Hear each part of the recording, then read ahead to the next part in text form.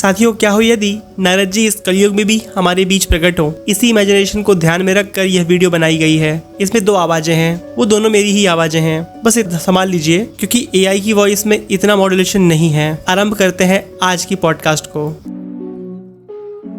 साथियों नमस्कार। आज जो महात्मन हमारे साथ चर्चा में भाग ले रहे हैं, उन्हें श्री कृष्ण अपनी विभूति बताते हैं। श्री कृष्ण कहते हैं, गंधर्वों में नारद मैं हूँ। नारद जी, आपका स्वागत है इस चर्चा में। नारायण नारायण, शुभाशीर्वाद है आनंद। नारायण नारायण। नारायण नारायण प्रभु जी, मेरा पहला प्रश्न आपसे यह है कि कैसा लगता है जब प्रभु श्री कृष्ण आपको अपनी विभूति बताते हैं। नारायण नारायण, यह तो प्रभु की लीला है।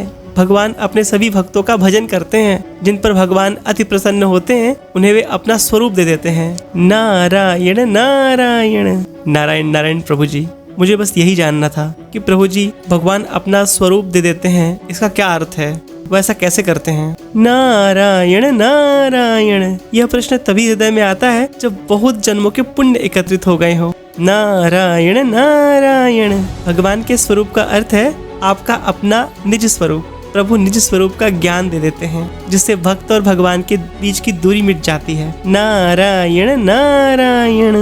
नारायण नारायण प्रभु जी, ये भक्त और भगवान के बीच की दूरी होती ही क्यों है, ये बताने की कृपा करें भगवान। नारायण नारायण, भक्त और भगवान के बीच की दूरी होती है अज्ञान के कारण। आपको अपने निज स्वरूप का ज्ञान नहीं है। यदि आपको अपने निज स्वरूप का ज्ञान हो जाए तो भक्त और भगवान की दूरी मिट जाती है। भक्त भक्त नहीं रहता और भगवान भगवान नहीं रहते, वो भगवान से मिलकर भगवान हो जाता है। नारायण नारायण। नारायण नारायण प्रभु जी, भक्त भगवान हो जाता है, यह बात समझ में आती ही नहीं है प्रभु। मेरी शंका को दूर करें। नारायण नारायण। अब यहाँ जिस ज्ञान की चर्चा होगी उसको सुनने के लिए पुण्य की आवश्यकता है और इससे सुनने मात्र से पुण्य लाभ होता है। यह है आत्मज्ञान। नारायण नारायण। ज्ञान कोई मार्ग नहीं है आनंद, यह तो फल है भक्ति का, योग का, वैराग्य का, धर्म पालन का। नारायण नारायण, यह नाम तुम्हारा नहीं है, यह शरीर का नाम है आनंद। नारायण नारायण, यह शरीर तुम्हारा नहीं है आनंद, यह प्रकृति का है। नारायण नारायण, इस सारे शरीर में तुम्हारी शक्ति स्थापित है, इसलिए यह चलायमान है। नारायण नारायण।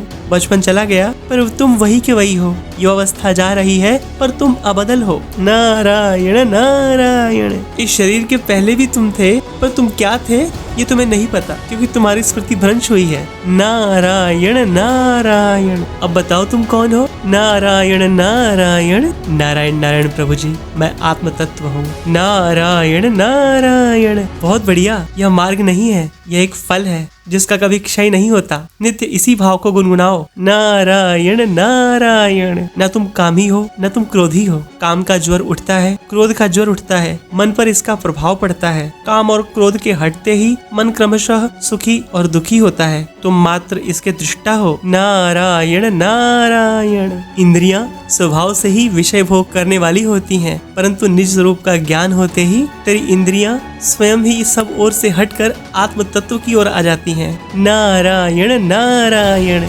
जिसे अपने निज स्वरूप का ज्ञान हो गया वह विषयों में भोग बुद्धि नहीं रखता। नारायण नारायण। उसकी बुद्धि मोह रूपी दलदल को पार कर जाती है।